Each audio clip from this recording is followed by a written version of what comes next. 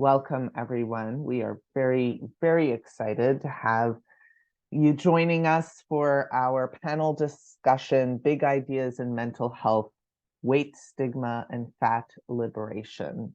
And we're very excited for this opportunity to have this conversation. But we want to begin first with a land acknowledgement.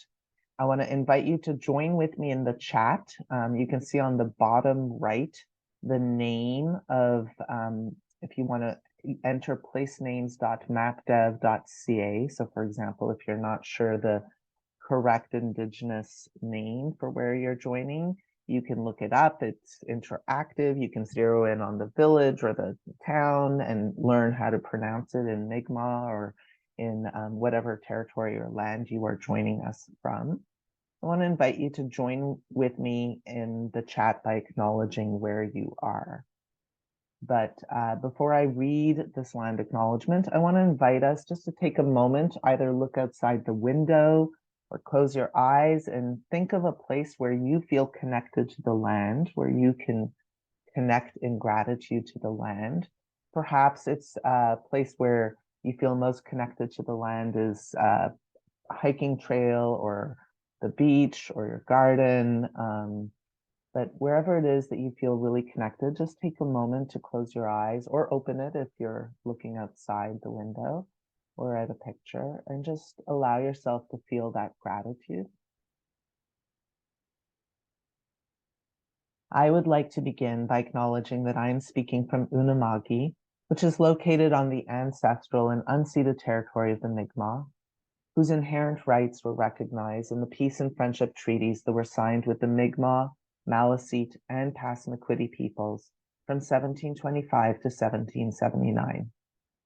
This series of treaties did not surrender Indigenous land, resources, or sovereignty to the British Empire, but instead established rules for an ongoing relationship between nations.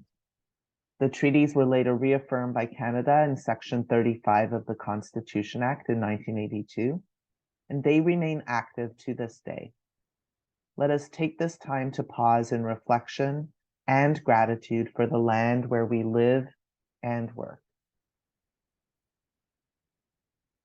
And as we pause in gratitude, let us give thanks for all who have and continue to heroically care and advocate for this beautiful land. May we join them in this sacred work. Let us ground ourselves in the wisdom of the land-based Mi'kmaq teachings and values that we must all begin to learn. Let us work to decolonize ourselves, our practice, and this community that we share by working for justice for all living beings as an expression of our gratitude for being here. Let us take a deep breath and recenter ourselves away from the violent ways colonization fills our world and fills us. Let us take a deep breath and work on letting go of the unconscious bias that is everywhere, inside and out. May our session today lead us to be in right relationship with this land and with one another. When we acknowledge the land, we must also begin to acknowledge the wisdom of this planet and align ourselves with its truths. We are all treaty people. So how does this impact what we do and how we do it? And how will it guide our work together today? The Nova Scotia College of Social Workers commits to translating this acknowledgement into action by seeking to implement the recommendations of the Truth and Reconciliation Commission's calls to action, especially those regarding healthcare and education. We commit to doing what we can to becoming better treaty partners. We commit to learning and to unlearning. Decolonizing ourselves and our practice means recognizing the ways in which we are each impacted by the colonial system in which we all participate and from which those of us of settler descent continue to benefit. Each of us, depending upon our social location and intersectional positionality, are uniquely impacted or oppressed. For example, those of us from African descent were dispossessed and uprooted from their land and brought to Turtle Island against their will as part of the white supremacy and slave trade that fueled the settlement of this continent. We take this moment to reflect upon the unique impact of colonization upon each of us and upon our social work practice. So you can see here this wheel of power and privilege, and we invite you to reflect upon your different identities or aspects of your identity and how each of them might be impacted by where they are on this wheel. So depending upon whether you are in the center or on the outskirts of this wheel for different parts of your identity, that is going to impact your perspective. And that is something that we are encouraging all of our members to begin to reflect upon and to really begin to privilege voices that are different from their own in order to understand and expand their understanding of how our positionality impacts the social work practice that we offer and ensure safer social work practice. We commit to using our professional development to both learn new ways of thinking and understanding the work we do, and to unlearn assumptions and bias so that we can ensure safer social work practice and a more just world for all people. We are grateful for the new Canadian Association of Social Workers Code of Ethics that requires us to shift from the illusion of neutrality to actively becoming anti-racist and fighting against racism and all intersectional prejudice that is part of colonization. And today's panel discussion on big ideas in mental health addresses the ways in which sizeism impacts mental health. Our big ideas panels are grounded in our report, Repositioning Social Work Practice and Mental Health in Nova Scotia. And it is based on 5 ideas of what we think could improve the health and well-being of people across Mi'kmaq.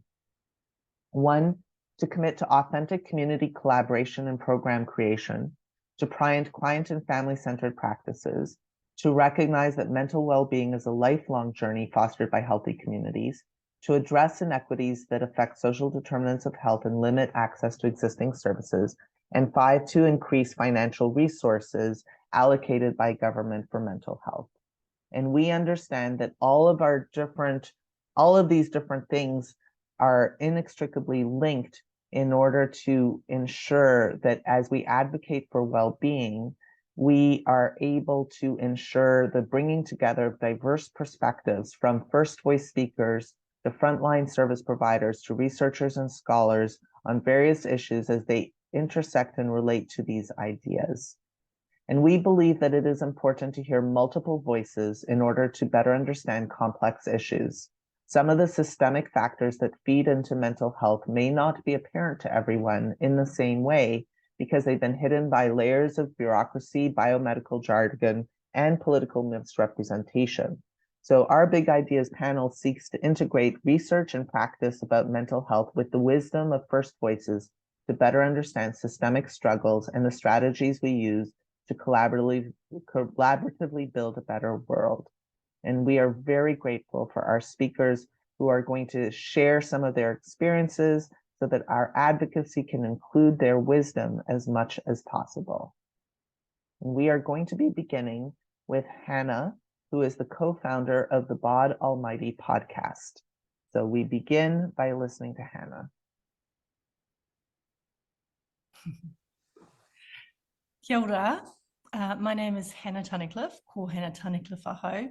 I'm talking to you from Aotearoa, New Zealand, and it's a real honour and privilege to be speaking to you about weight bias, fat stigma, and a whole bunch of related topics that are really passionate to me. So yeah, I'm very honoured. I'm quite nervous, but yeah, very, very pleased to be speaking to you all the way from the other side of the globe. A little bit about my history. So I am an eating disorder survivor. I have a podcast called Bod Almighty with a dear friend of mine, Michelle Sokolich, which is a podcast focused on helping people understand fat stigma and weight bias, and also to work towards body acceptance and body confidence. So that is an absolute passion project of mine. And that all comes from my own personal history and desperately trying to understand where my eating disorder came from, the roots of it, both personally and societally, and trying to hear from people who have different perspectives from me, who have incredible personal wisdom and stories and professional wisdom, who I feel have been so helpful to me in my journey, and I desperately wanted to share them with more people than just my little old self. So that's where Bottle Mighty comes from. So I had, I've experienced bulimia and some anorexic behaviours since my teens. It's really hard to look back and figure out when those behaviours started. And because, you know, all of us are so saturated in our cultures and how those cultures and expectations and, you know, societal roles and things affect us. So it's hard to look back and go, when did that start? It's so enmeshed. But when I was in my 30s, in my late 30s, I recognized that although a lot of my eating disorder behaviors had ceased, that I was really still walking around with eating disorder, a disordered mindset, I would say, or a mindset that was, you know, really no longer serving me. Just felt like it was as much of a trap as when I was behaving with eating disorders. So it was really invisible and sort of unappreciated, I guess, as a struggle. And I tried to contact the Eating Disorders Association within New Zealand.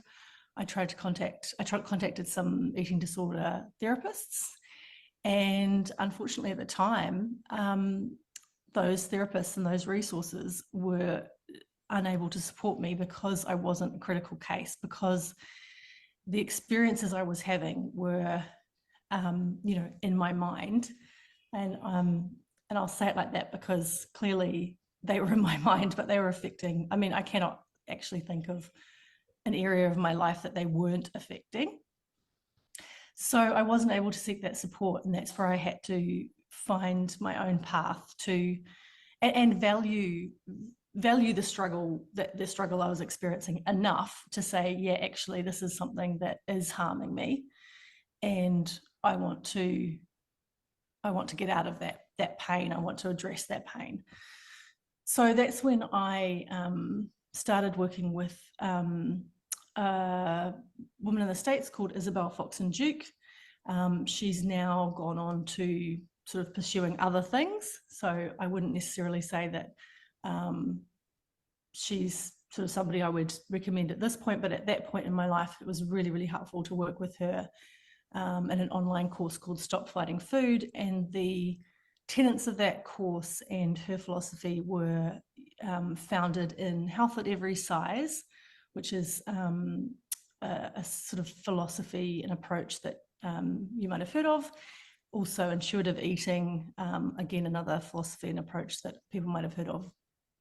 And it was really, really helpful to me to start to see some of the frameworks that I had absorbed and, you know, lived by for so long, that were so unquestioned, and to start to really assess those frameworks critically. And, you know, they're just sort of, I think in our societies, they're so unquestioned, they're so accepted, that just being able to sort of see them is quite something, you know, just these presumptions around thin being better, thin being healthier, thin representing willpower, thin representing attractiveness. You know, these things are so assumed and, you know, taken as fact, really. Yeah, so that was a really helpful experience for me. And through that, Michelle, my podcast partner, was an alumni of that as well. And that's how we met. I thought that perhaps there wouldn't be anybody from little old New Zealand in the group. And so on the Facebook page where you could write and sort of connect with people, I said, I'm from New Zealand. And she said, yeah, me too. And we figured out we lived in the same city. So we met up and we did that thing that people do when they meet somebody who is kindred spirit, and they just talk for like 4 hours and forget the time. And that's it. And we just thought, right, we have to work together in some way.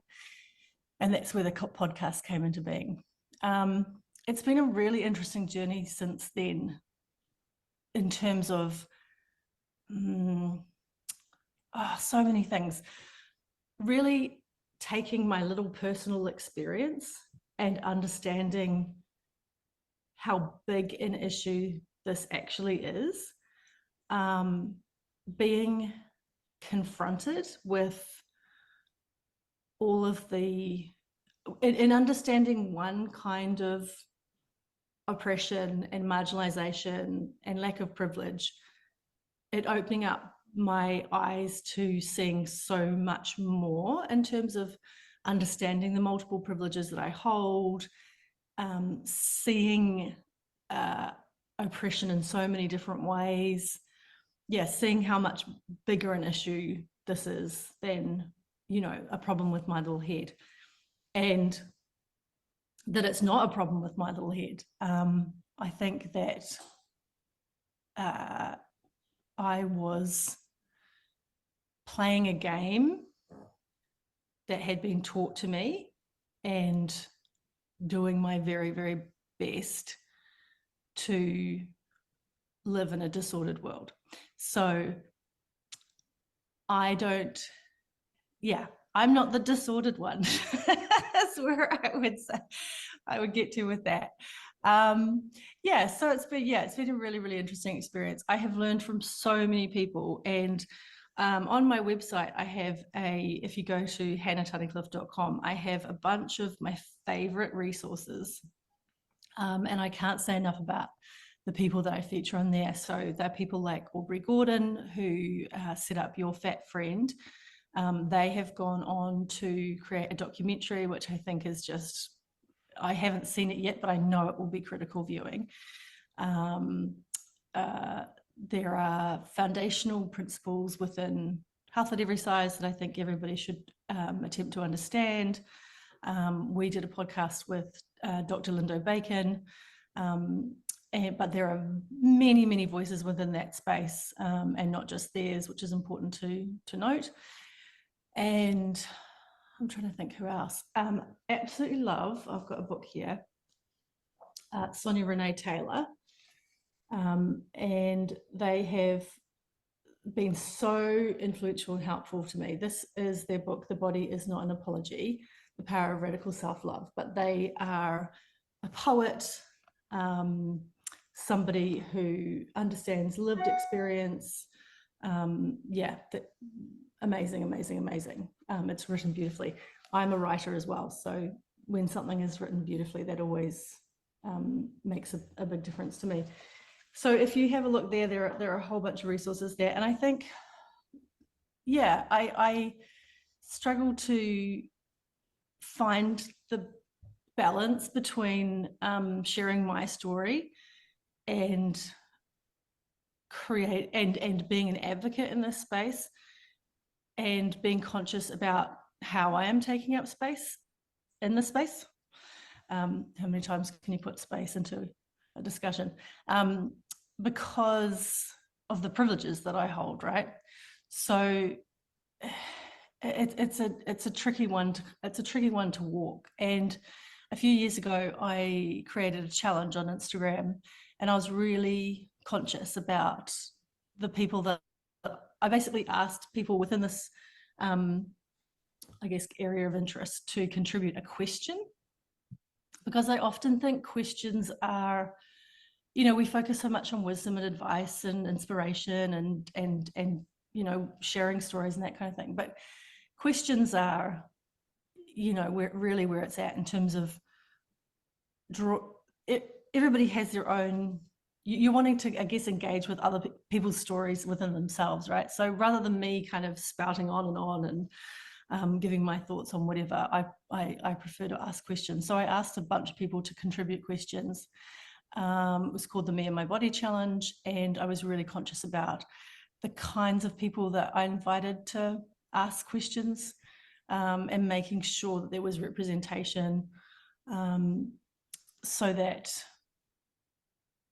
I think the majority of my Instagram audience are probably a lot like me. In other words, they hold a lot of privilege. And so it was about trying to give perspectives and have wisdom and lived experience from people in lots of different, who are living in lots of different kinds of bodies and living with lots of different kinds of marginalization and oppression. So yeah, I think, it's been a very interesting journey. In that time, my body also changed, and my body continues to change. So I guess one of the hilarious mistruths of the diet culture that we live in is that bodies are supposed to stay the same, and surprise, surprise, they don't. And through this experience, my body got bigger and bigger and bigger. And I personally experienced a lot of the stigma that I now realize I was trying to avoid. So things like, doctors suddenly asking me to be weighed, or doctors presuming that my health issues were due to my weight, which had never happened before.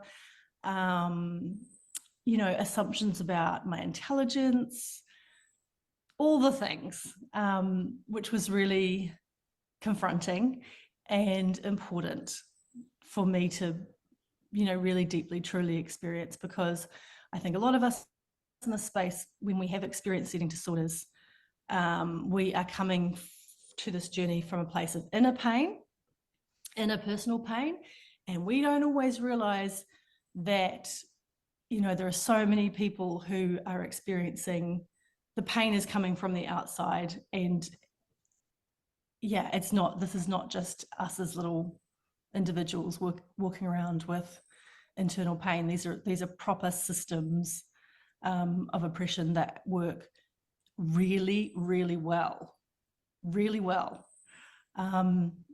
So that's been an important process for me. I have been through some real mental health struggles over the last 6 months. My body has changed again. So again, I'm noticing, different responses. The world treats me differently depending on the body I happen to be occupying at the time. And I see that. I've had several people comment recently around, inferring that I must be doing something right, that I must be happier, or I look really, I look really great, I look really happy, I look lighter, that kind of thing. And I have been in hell for the last 6 months. And it's just another really, really important reminder about, what's going on for you in the inside and what's going on for you in the outside, and how the world perceives people, and how important it is to just to not make judgments based on, the vessel a person happens to be occupying. So I think probably when I started this, sorry to overuse the word journey, I know it can be a bit jarring, but when I first started this journey, I probably, and this is another kind of diet culture sort of touchstone, thought that there was going to be an end point, So I think I thought there was going to be a moment at which I would get off the bus and I would be done. And as I say, that's, again, there are so many things within diet culture that are deeply embedded, that they're quite philosophical, you know, like the idea that there is this magic thing, this one magic thing that can make your whole life better. The idea that there is an end point to the journey, you know, like I'm just going to do this one, have this one eating plan or lifestyle, whatever, and then my body will consistently be this way. This kind of bizarre race for health that denies the fact that we all get sick, that it's not our fault, and that we will all die. You know, all these kind of touchstones of diet culture actually reflect so much that is, you know, that is about what is problematic within our colonized, westernized cultures. And so, yeah, I thought, right, I'm going to get on this journey, and then at some point I'm going to be done with this. But for me, my kind of thoughts around and beliefs around my body and how body should be and that kind of thing, or my eating, are unlikely to go away. But now I see the value in them as a kind of barometer for what else is going on for me in my life. And they serve as a kind of canary in the coal mine to say something is not right and you are scared and you want to control your life and the future and you can't. So yeah, for me, I now long before kind of before understanding. Sorry, that's the end of that. I'm so sorry that I don't know exactly what happened, but we are so grateful to Hannah for sharing some of her comments and reflections, and we're going to hear from Natalie next. And so Natalie, I'm going to invite you to turn your camera on, and we are going to hear from Natalie next as we continue our conversation around weight bias and fat liberation and mental health. And Natalie, thank you so much for joining us. Some of you may know Natalie already, and if you don't, you hopefully will. She's been a bright light in unceded Mi'kma'ki ever since she and her family came here. So grateful to have you here. Thanks. I thought I was number 3, so I didn't have everything perfectly set up. So let me just do that quickly. I am very sorry. Yes, we had a couple of changes on the schedule, but you're Oh, that's okay. That's okay. I'm fine. Hi, everybody. I'm Natalie Frederick-Wilson. I'm not a researcher or mental health therapist or someone that's engaged very much in the eating disorder world or social work. I actually work for Mount St. Vincent University. I work in educating students in entrepreneurship and entrepreneurship strategy. I run a food accelerator at Mount St. Vincent University through the Center for Women in Business. I worked mainly in areas of entrepreneurship, business advising, anything to do with economic advancement, development, and strategic business planning. However, on the side, my family and I have a blog called the Nova Scotia's Wandering Wilsons, and that's how Notch found me. It was due to a post that I made back in October about a phone call that I had with my father. I am Black and Kalinago Indigenous from the West Indies. I was born in Barbados, first person in my family to be born in Barbados, but raised in New York City. My husband is Canadian, so now I live in Nova Scotia. I am from a family of transient immigrants, every one of the last 5 generations on my maternal family side is born in a different country. So that means my grandparents, my great-grandparents, my parents, myself, and my children, all of us are born in a different country and from each other. And so my perspective on this topic is really based in colloquialism, West Indian culture, African American culture, different perspectives. But the perspective that I shared on our blog was about, as I said, a conversation I had with my father. So I'm going to share that conversation first. And then I'll talk a little bit about how we feel about fat or plump or, you know, any of those things in my culture. So.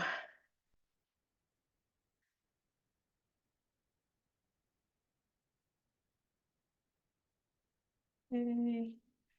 I'm going to share my screen.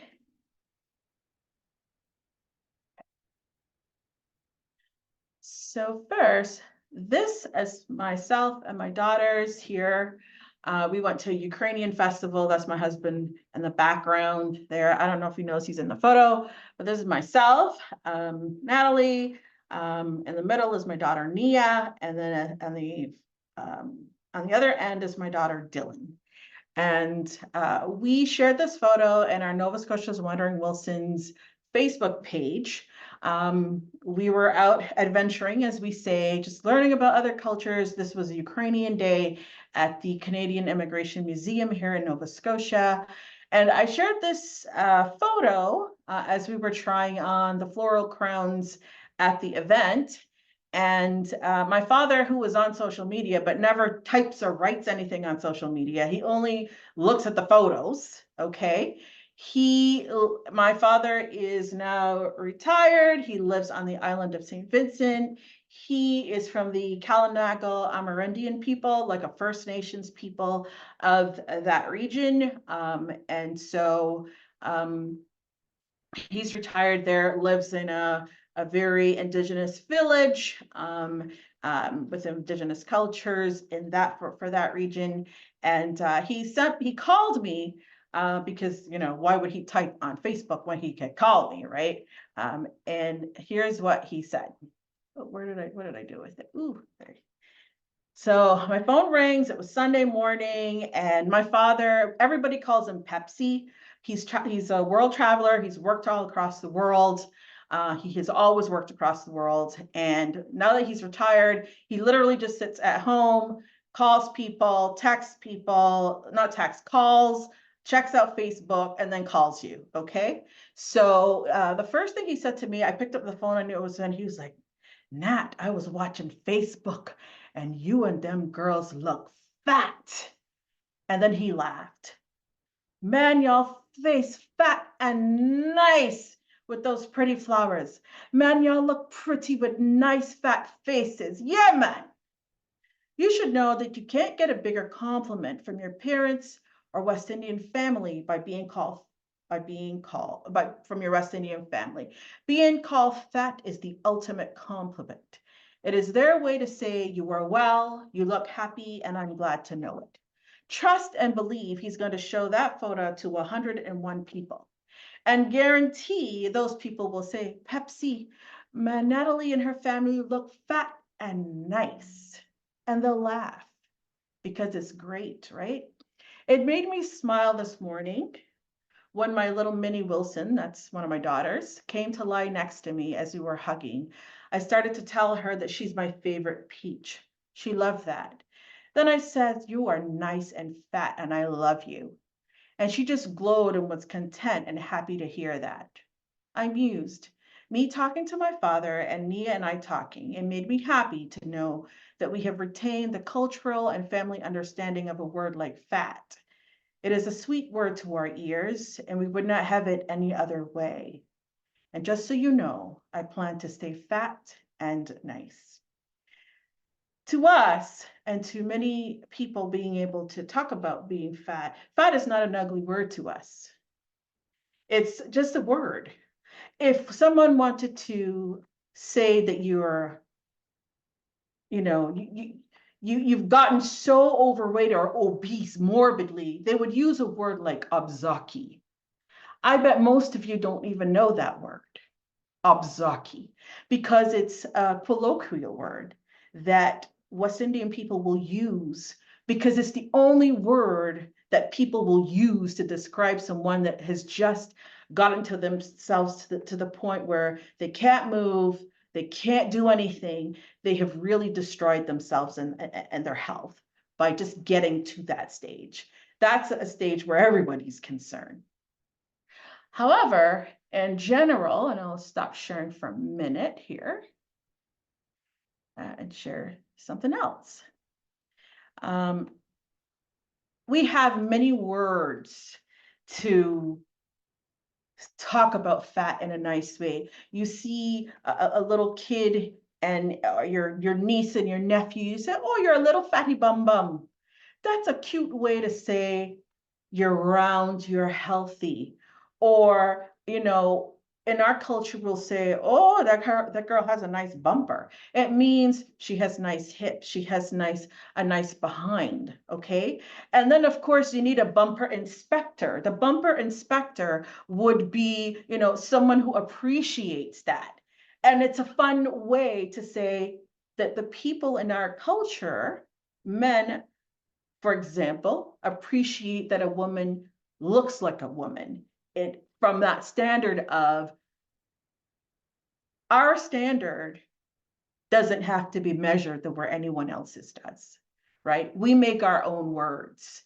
There's, I remember when I lived still in the US, even the children know. So one time there was this little boy with some friends of ours, and we asked him, when you grow up, what do you want to do? He says, when I grow up, I want to marry a woman that has a big boxy like my mother. In colloquial terms, or in Barbados specifically, the word boxy means behind. It's just a term to say you have a nice one, okay? Even the children understand that we don't need to criticize a mom who is nice and plump and round. The little boys or little girls recognize that having some plumpness is a warm place to go, and they think about that. When someone in our culture gets married and they gain weight, it is a celebration. You tease them. Oh, you got married 6 months ago. Look at you, girl. You're nice and fat. It's an indication that you're doing so well. You're glowing. Everyone can notice. Everyone can see that you are doing well. Now, it doesn't mean that someone who's slim isn't doing well. Slimness from, North American or other culture, colonized culture, is the standard. We don't speak about things that way in our culture. It doesn't mean that someone who's slim is not doing well. It's just a recognition in our culture that there's something special happening to you when you're glowing and you're round. Okay. And that glow comes in different ways.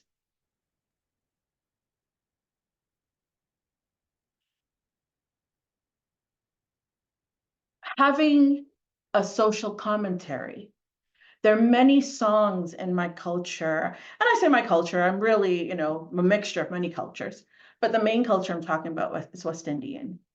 In West Indian culture, social commentary or music, I was just going to talk, someone's Rebecca Faria, social commentary through calypso, through singing, through what we call soca music.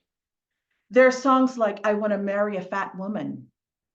I want a big girl to marry. Now, they talk about the hips and they talk about, you know, how much fun they're having dancing with a woman with hips, how much fun they're having moving with a woman who is round. It's something that is ingrained as part of the culture, that you can enjoy your body and no one's comparing you to anyone else. You're just who you are. And there's an appreciation in the musical culture and the literature culture that speaks to enjoyment, having a good time as a voluptuous woman, as a round woman, a woman with a boxy, as they would say, a bamsie, a bumper, whatever the word is that we choose to use on that day. And guarantee that most people understand this, okay? What am I here to say in closing? I don't know that I have ever felt in my cultural setting within my family ever threatened by words like fat or plump or full or voluptuous. It never occurred to me to feel that way. I have never heard my mother say she's fat in the way, I mean, my mother is slim, but we just don't talk about those things. Losing, you know, losing weight, or constantly a conversation around withholding food and things like that. That's just not something that's discussed. There's more this kind of happy, joyful, collective joy, I think, and appreciation for the fact that fat is nice and is happy. And that's all I have to say. Thank you so very much. We are so grateful to you for sharing some of your story and perspective with us, and helping us rethink our concepts around weight bias and how that blends in with intersectionality. And so with that, very grateful to get to hear from London. So London, welcome. So excited to have you here. I'm going to let you introduce yourself perhaps a little more and some of the awesome work that you're doing on this planet. So welcome. Thank you so much for being here. Awesome. Thank you so much. Good morning, everyone. Thanks for inviting me out today. I'm really excited to be here. My name is London Blackwood. My pronouns are they, them. I'm really excited to be here to talk to you about my experiences on navigating the world as a fat person and the effect that it's had on my mental health. I want to start off just with a little bit about me. I'm a fat, Black, non-binary lesbian, and I reside in Edmonton, Alberta. I'm the owner of Chubby Thrift. We're an online plus-size thrift store, and I run the store with my partners and our 3 fur babies. In addition to that, I also do some plus-size modeling, and I also organize with Shades of Color. They're a QT BIPOC collective here in Edmonton. So honestly, as long as I can remember, I've been fat. I spent most of my childhood surviving trauma, and then my early adulthood surviving diet culture. For so long, I believed I was okay. I was strong, I'm Black, fat, happy. But every time I went home after work, I would just shut off. I didn't want to leave my house once I got home. I didn't want to socialize. I didn't want to talk on the phone. I just kind of got home and I sat there and I waited to see anybody when I left for my next work shift. And the whole time I was doing that, all I could concentrate on was trying to shrink my body. If there was a diet that like came out, I was like right on it. Like it was super normal for me to like embrace every diet that comes out. I think one of the funniest diet attempts I've ever done is called being a fruitarian. And this was back in the early days of the internet when I wanted to solely live on bananas and water. And around this time, the banana diet was really popular. And every year, Facebook reminds me that one time I wanted to buy 9 bananas and accidentally bought a case of bananas that I had to eat within a week. And like, it just was really impossible. I ended up giving all of it away, and I gave up that diet quick. And around that time, is when I actually started to talk to somebody about how I was feeling. And I was diagnosed with functional depression. And I was told that I need to try to find ways to leave my house. And like, but I was really brainwashed, and I still wasn't skinny enough. So I didn't feel like I deserved to be leaving my house and having a life. In 2019, my now wife encouraged me to quit dieting. And that year was really hard. That January was exceptionally hard when it came to like how I was viewing my body. So my condition was, okay, I will try that this year, but if I don't like it, I will go back to dieting.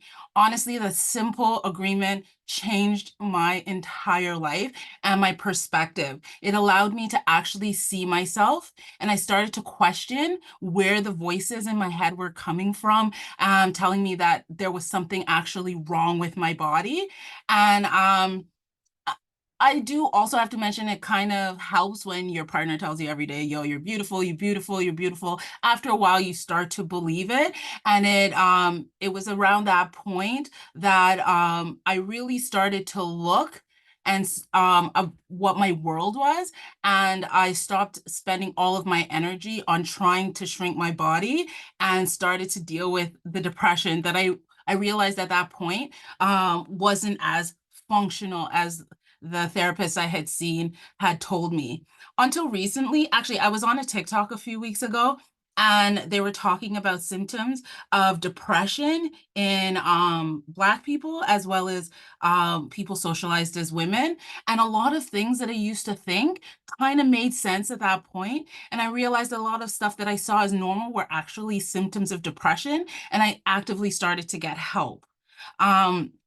I'm from Toronto, so I moved to Toronto from Toronto to Edmonton about 10 years ago. And that really took a hit on my mental health because I started to experience not only like overt fat phobia, but also racism, because it's Edmonton, just kind of how it works. And it really blowed my mind exactly how fat phobic comments are so freely thrown around and how comfortable people are with it, because it's really one of the only types of discrimination people are comfortable expressing out loud to everybody. And as I started to become more of a fat advocate, I found myself having to call out like people who from very like marginalized groups and like people who were quote unquote woke about their micro expressions of fat phobia, and organizations whom I was like very loyal to really and claimed to be progressive. They also started to make a lot of fat phobic content. And this was really around the rise of body positivity on social media. And around that time I also had to clean out my socials, because every January is when all the works comes out and everyone's doing their before and afters, and you realize how many people that you looked up to and you respected didn't want to look like you. And it hit different after I really stopped like trying to actively shrink my body. And I mean, while it's still very much a daily struggle for me to remind myself that my worth is more than what other people outside of me think, as well as what my actual body looks like, I think being at the intersectional of Black, queerness, fatness, and embracing all of those parts of me is and has allowed me to actually stop actively trying to shrink my body and myself, and really start to live a full life as a fat person right now. Thank you so much. Thank you so much. We are so grateful to you for sharing and helping us begin to understand the larger complexities about what is considered a normative body, and the ways in which fat phobia is everywhere. We're going to have a chance to hear now from Joshua Yusuf, who did research on weight bias in mental health. So he's going to be sharing. Morning or afternoon, folks, depending on where you are located, and whether you're watching this live or on the NSCSW YouTube channel. Firstly, thank you to Naj and the Nova Scotia College of Social Workers for inviting me to chat about some of my personal and professional experiences around weight bias and mental health. My name is Josh Yusuf, my pronouns are he, him, and I'm recording this today in Chubby in Mi'kma'ki, the ancestral and unceded territory of the Mi'kmaq. Having worked with Naj on the National Child Day event last October, I know that he's provided a meaningful and comprehensive reflection on what that means. But I'd just like to stress the importance of historic and ongoing oppression and note the role it has on our consumption, whether that be caloric or material, our perceptions of others and ourselves, and our access to resources. In the discussion of weight bias, these, among other products of hegemonic whiteness, impact us significantly. But those are much larger and in-depth conversations that I'm sure others who are presented today have covered or at least touched on. So today I'll narrow my focus to some personal experiences and to some of the work I did for my master's thesis. With respect to my personal experience, my weight has fluctuated throughout my life, and I've been bullied as a result of both my weight and my race throughout elementary and high school. And this, along with how out of place I felt at the beginning of my exercise and sports science degree at the University of Queensland in Brisbane, Australia, where I grew up, pushed me into what I think, in hindsight, would suggest an exercise obsession and some body dysmorphia. I was exercising daily for 2 to 3 hours, taking carb bulking supplements, and inhibiting my nutrition, or limiting my nutritional intake. All the while, these kind of comments about being fat, being overweight were heightened in this time. And during this period, at the beginning of my first undergraduate degree, my life kind of revolved around body image, and I think that made me a worse person to myself and to others. But today I sit here recording at my heaviest weight, but at my most comfortable with who I am. I do consider myself to be overweight and in need of some changes to improve how I want to live my life, but I'm a lot more compassionate toward myself. But I'll take a moment to dive into my research here, and we'll kind of come back to that idea of compassion. Throughout my master's, I had the privilege to explore the intersections of weight and race as identities for Black Canadians living in Nova Scotia. In total, 9 folks participated in one-on-one interviews throughout my master's. The findings were presented in themes, and these themes are key concepts with shared meanings interpreted by myself from participant discussions. Theme 1, multifaceted and complex identities, reflected participants' discussions of the pieces that made up who they are. For example, parenthood, religion, sexual orientation, and political affiliation. This theme also considered a reciprocal perception pathway around identity. That is, who a participant was depended on how they saw themselves and how others also viewed them. So a combination of those two perceptions. Theme 2, the 2 things that people remind you of, was a direct quote from a participant and reflected the pervasiveness of bullying, unsolicited comments, and other microaggressions participants faced. The 2 things, as you may have guessed, were race and weight.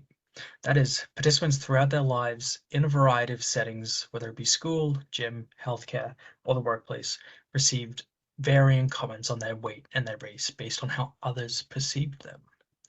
And theme 3 reflected participants' discussions of positive social support and how it provided participants a strong sense of self and bolstered resilience and created a safe space.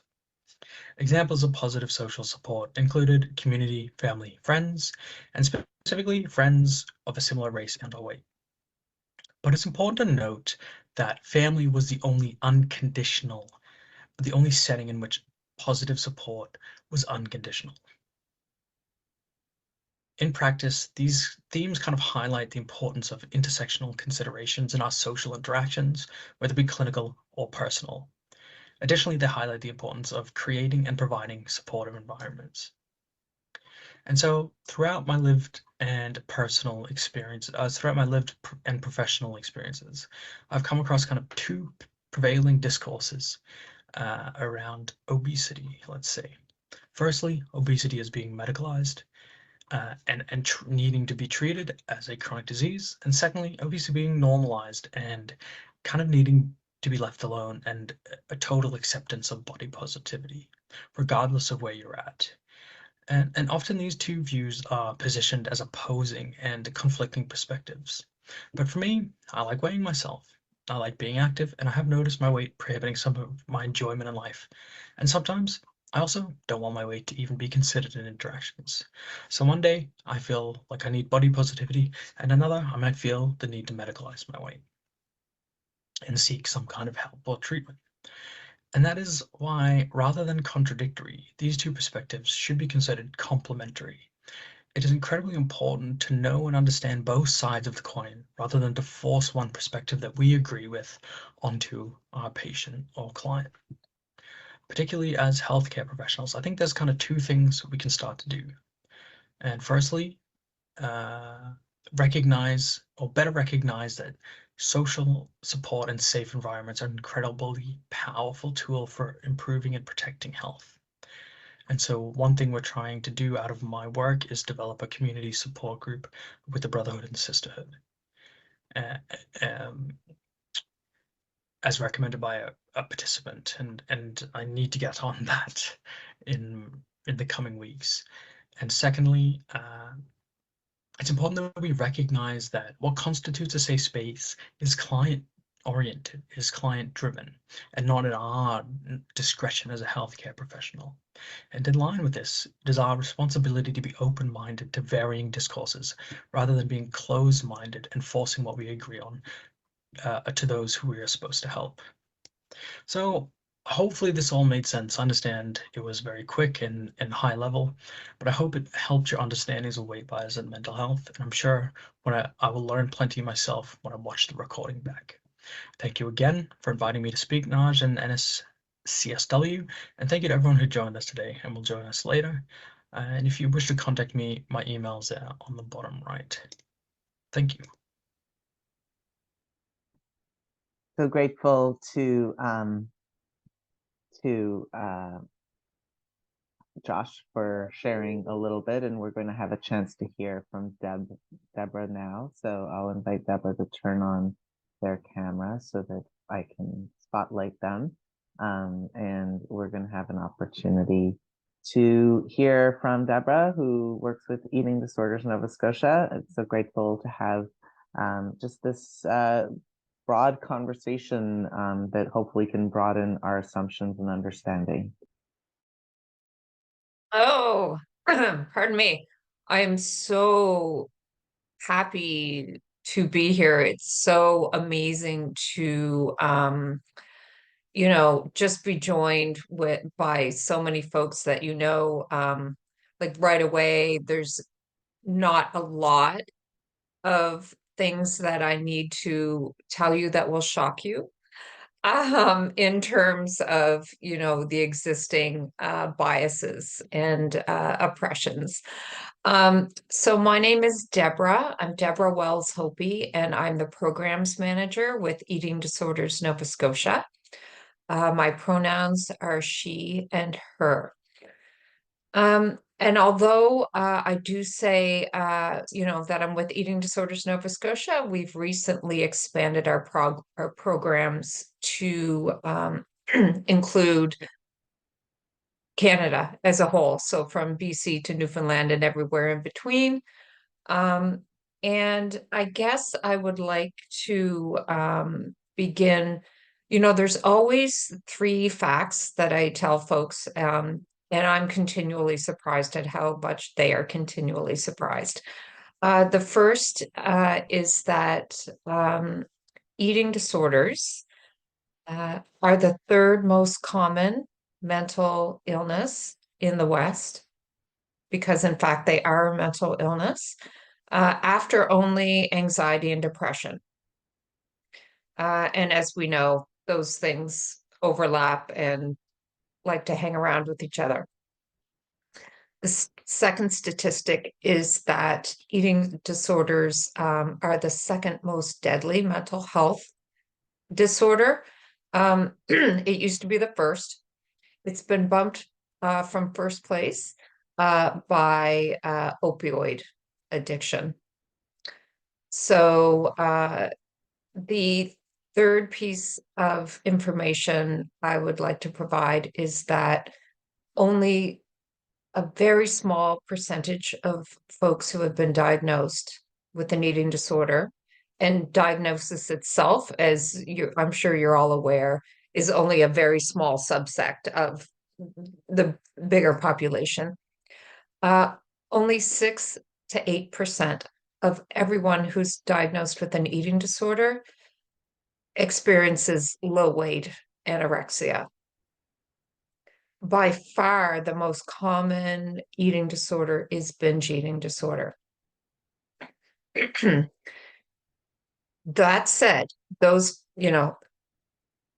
what part of what we do at Eating Disorders Nova Scotia is to try and educate people that fatness or living in a larger body does not mean that someone has an eating disorder. You cannot, just as you can't identify someone by how they look as to whether they have bipolar or whether they have OCD, you cannot tell by appearance whether or not someone has an eating disorder. And living in a fat body by no means correlates to having an eating disorder. What does correlate to having an eating disorder is diet culture. And even the phrase diet culture doesn't seem to capture the severity, the how, the old saying that, fish don't know they're swimming in water because it's just we are all swimming in diet culture. It's not just, it used to be in the 90s, we talk about, magazines, it was their fault. And now it's like social media, but it's more than that. It's everything. It's ubiquitous. We're swimming in it. So what perpetuates disordered eating is weight bias. The continued assumption that health is equatable to thinness, or that thinness is equatable to health. And therefore, whether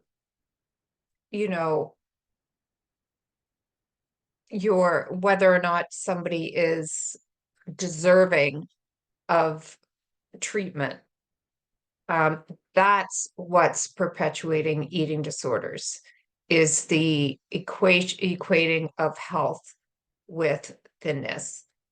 Healthcare systems perpetuate barriers to care for folks.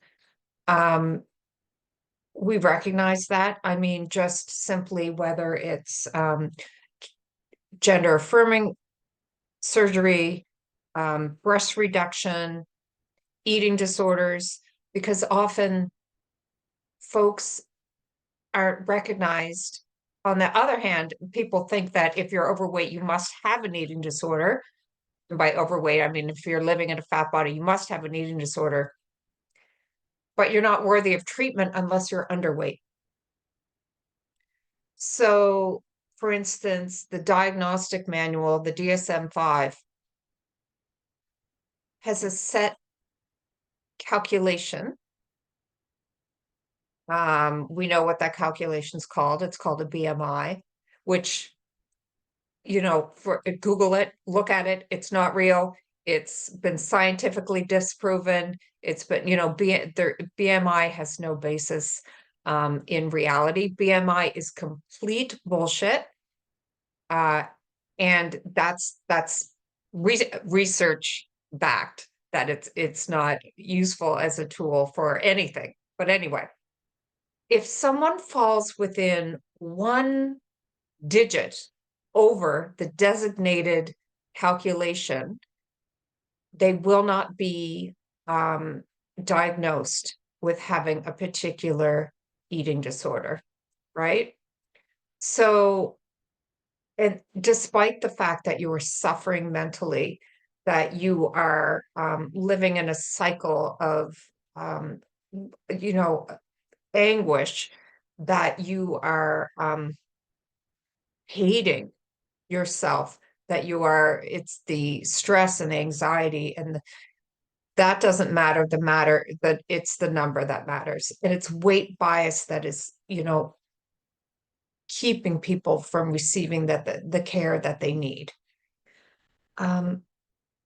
So our philosophy at Eating Disorders Nova Scotia is to reduce the barriers to access to treatment for those who have eating disorders of all kinds that are caused by weight bias and the diet culture in which we're all swimming. So we strive to educate. We have workshops. We have fantastic fat advocate that comes and does a regular workshop for us called Let's Talk About Fat. We believe, and it's part of our values, and we just know that fatism and sizeism is rooted in homophobia, racism, colonialism, but also, very importantly, capitalism. We know that it's the best business model ever to keep us believing that if we live in a larger body, that we need to continually purchase our way out of this horrible state, right? Again, the biggest precursor to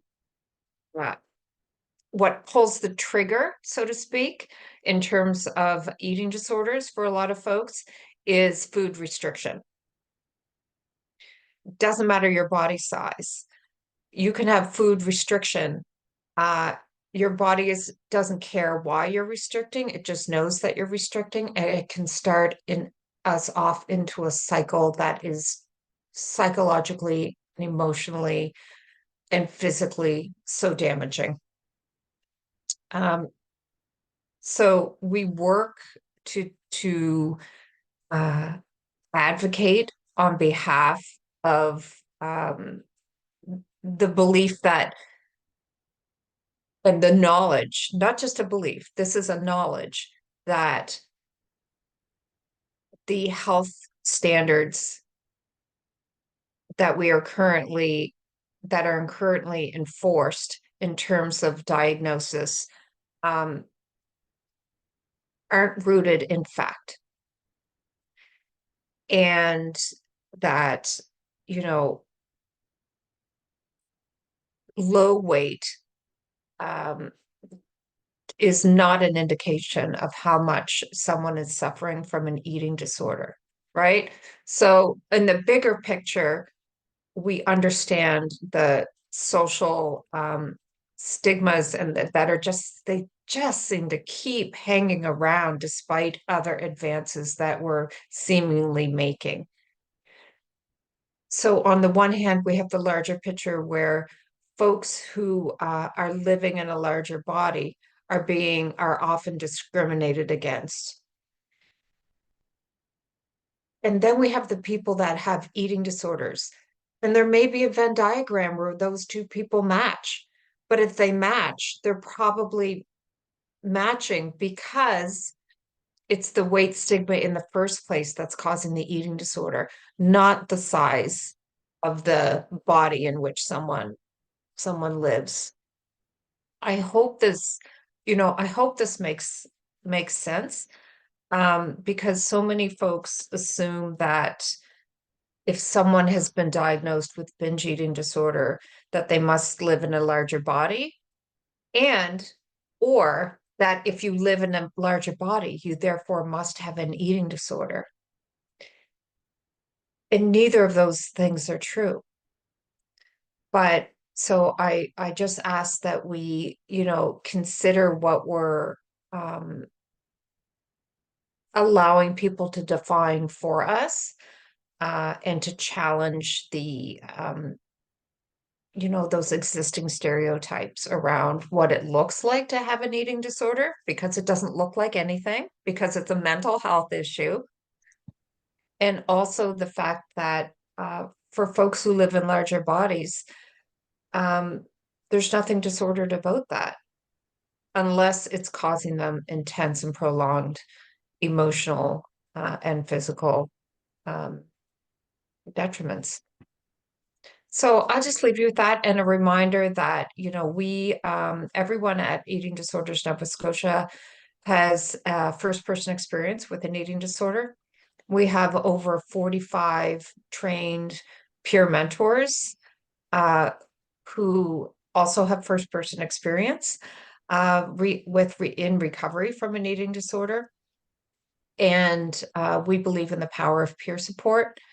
We have expanded our programs due to demand, so much so that we exclusively now have, sorry. I am sorry. That was a slip of It's okay. Zoom. We have a peer support group for trans, non-binary, two-spirited folks, a peer support group now for individuals that are 40 and up, peer support for ages 14 to 17, peer support groups for just all ages, all drop in, and also offer one-on-one peer support matching for folks. And most of our work is around ending the stigma about, the body in which you live, right? And if I had any ask, if I could, get in front of the world for a moment, it would be to recognize the destructive culture in which we're swimming in terms of dieting, and to stop commenting on people's bodies. You look great. If you lost weight, stop it. Let's just stop that and find more interesting things to talk about. Thank you. Thank you so much. Such a complex issue, and so many different intersectionalities. We've only touched upon some of them, the ways in which neurodivergence, for example, and autism, and the ways that impacts our eating, the cultural stereotypes, gender stereotypes, so many, but we keep touching back on how this impacts health. And so very grateful to have our good friend and partner, Dr. Marika Warren from the Nova Scotia Health Ethics Network, here to talk a little bit about this important issue. Terrific. Thank you. So I'll try and keep it quick. I know we're at the end of regulation time, and if folks need to leave, feel free to leave. The recording will continue and you can come back to this bit, but really just to sum up a lot of what we've heard from everyone else.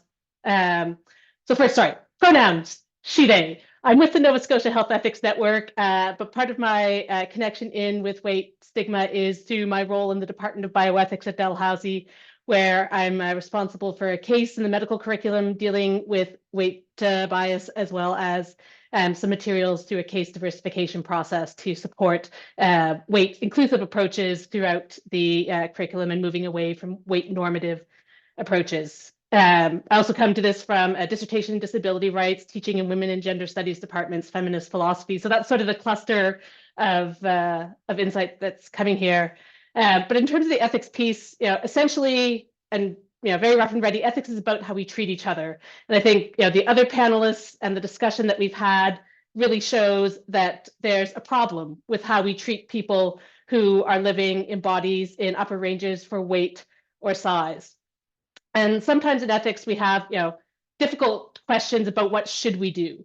This is not the case here. So there's sort of a real baseline for care for anyone, that care should be appropriate, it should be respectful, and it should be accessible. And there's ample evidence in the case of individuals living in larger bodies that the care that they receive meets none of those criteria. So this isn't a question about the ethics of what should we do. It's a question about the ethics of why we aren't living up to the requirements for care that we've established, again, as that baseline. And again, the insights of all the other panelists really help shine a light on a lot of the reasons why that is.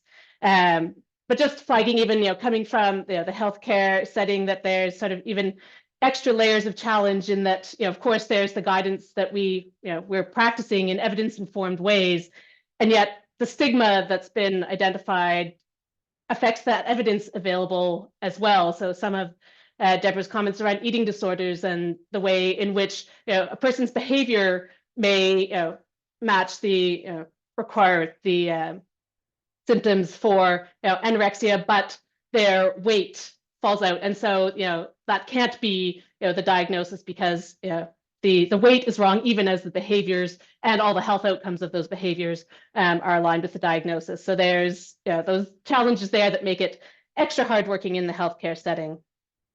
In terms of some of the other harms, again, these have been touched on, but just wanted to sort of name the harms that we're concerned with. Again, in the ethics world, often we tend to focus on where's the harm occurring and what do we need to do to respond to that harm. So we see certainly worse health outcomes just because of stigma and weight bias. So independent of weight as a variable, but that the experience of stigma leads to worse outcomes. And again, that's true across a number of other forms of systemic oppression as well. But weight is one that's often overlooked in our discussions of EDIAR. And so wanted to flag that. There's also worse health outcomes associated with upper range weights because people avoid care because they've had extremely aversive experiences in seeking care previously. And so, incredibly reasonably, they're like, why would I, go to try and seek care if I'm just going to be told, that my body is wrong, that I am wrong, that my choices are wrong. And so, you have lower rates of screening, you have lower rates in terms of primary care when patients present, they're at more advanced stages of disease. And so, both greater morbidity, but also greater mortality because, the time for early intervention has passed. There's also worse health outcomes because some care is inaccessible to bodies that are larger or that are in upper weight ranges in terms of diagnostic equipment, in terms of even things like blood pressure cuffs, in terms of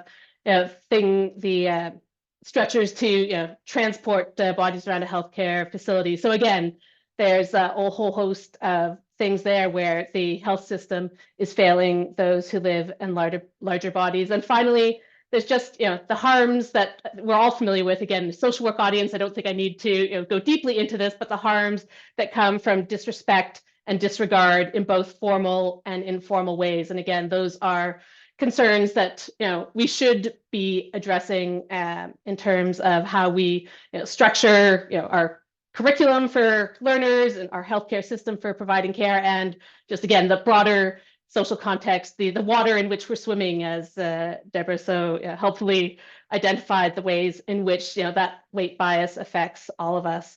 And so in terms of sort of the ethics perspective, there's a lot of moral and ethical judgment that's related to weight and size. And again, it's come up in everyone's experience. And I think what I love about Natalie's is it shows how it can go in both directions, actually. That it's, again, not a given that, as context changes, so too can some of our judgments. But I would argue, from an ethics perspective that, what we want is to arrive at a place of moral neutrality regarding weight and size, and that we aren't attaching judgments of good or bad to any particular body, to any particular configuration of tissue on a particular body, and any particular size. And I think that's a goal that's really connected into the advocacy work that the college is involved with. And so perhaps that's a nice point to turn it back over to you, Naj. I don't know if we have time for questions, but if not, thank you everyone for listening. Thank you to all the other panelists. I think it's been a fantastic, rich, and really lovely source of interconnections around the various things that are relevant with weight stigma. Thank you so very much. We are going to take a few questions, but we are, of course, have gone a little over. It's worth noting that there's a lot of more intersectionalities to be thinking about. I mentioned a little bit about the way autism, for example, can impact a person's eating. That is something that is not yet understood, and there's an importance of thinking about neurodivergence and trauma, as well as cultural factors, the role of bias. I also want to add an extra mention around gender and gender identity, because sometimes people use some of the treatment modalities for eating disorders to say, oh, you need to learn to love your body, and use that actually as conversion therapy practices, not understanding that there's a difference around gender identity and around body size and eating. And those are very different. And unfortunately, sometimes learn to love the body you're in gets weaponized against people who have gender identity, which is different and worthy of its own research. But from a safety perspective, I felt like it was important to address that as well.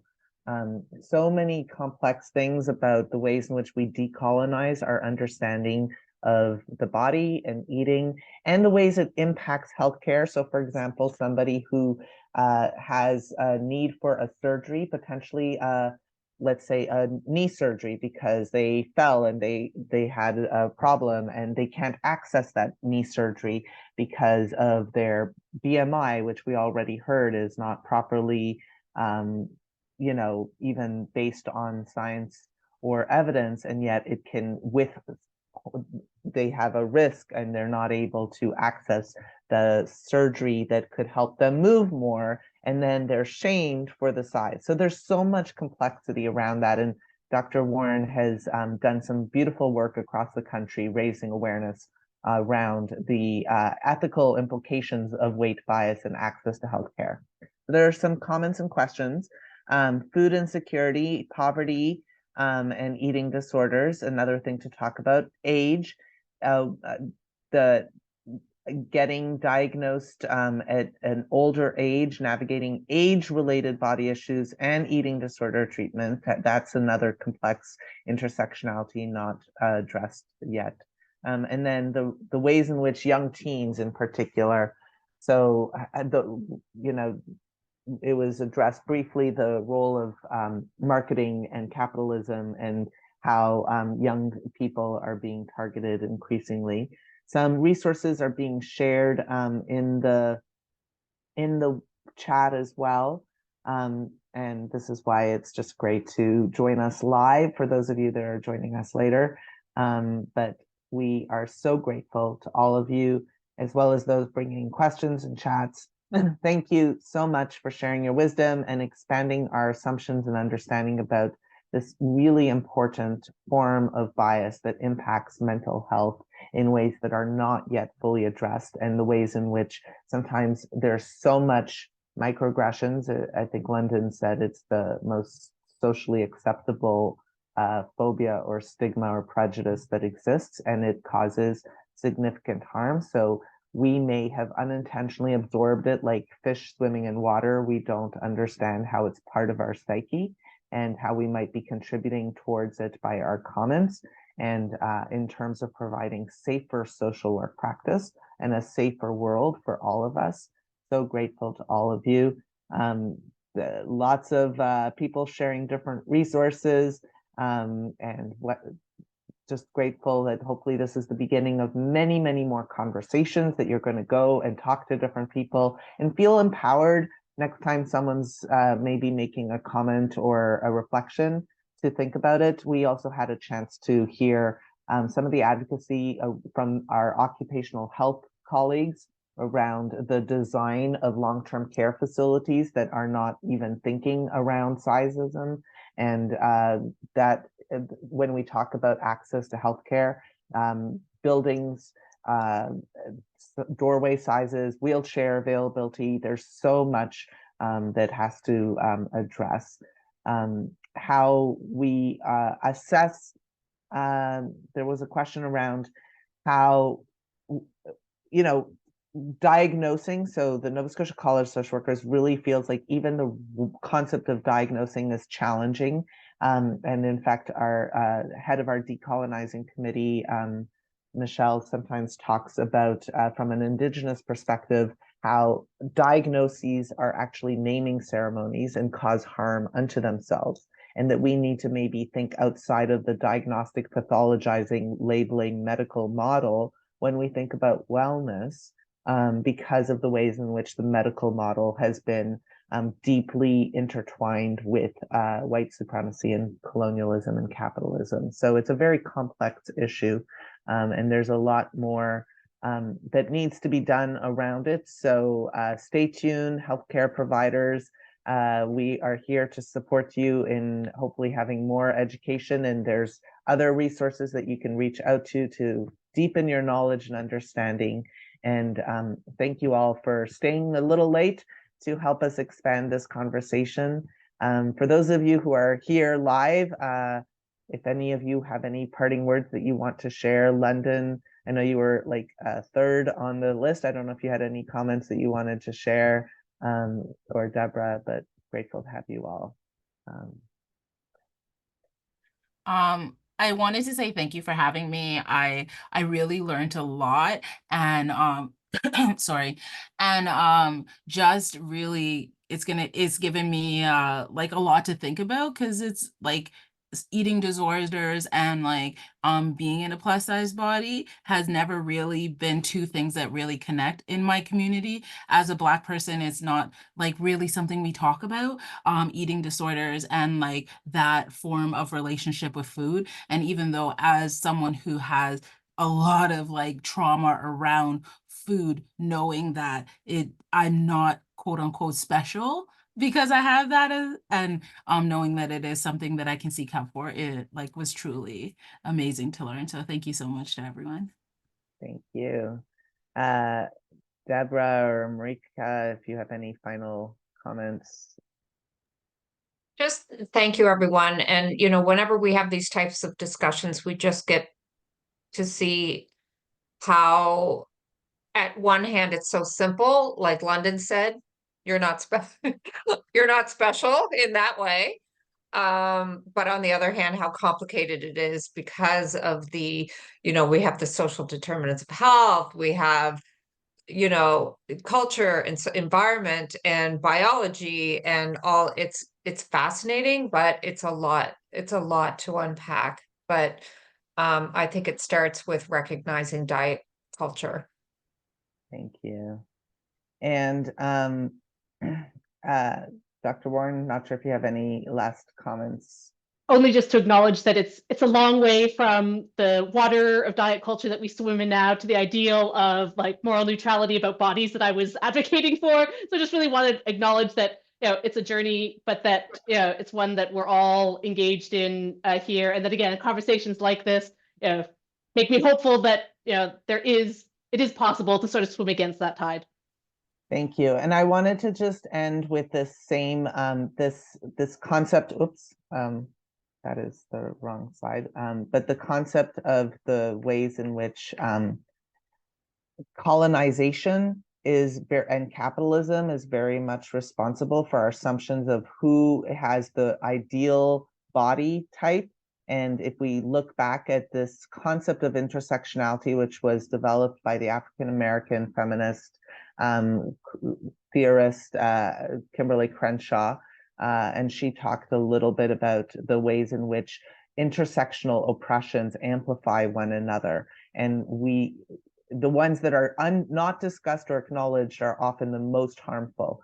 And so the ideal of the ideal body and the ways in which it impacts and reflects or doesn't reflect other intersectional oppressions and how it perpetuates that is something that is part of a growing number of these wheels, and their different versions. In fact, our professional development committee is creating a Mi'kma'ki local version, because that was developed in the United States. So it has some terms that are reflective of that culture, which is of course different than ours.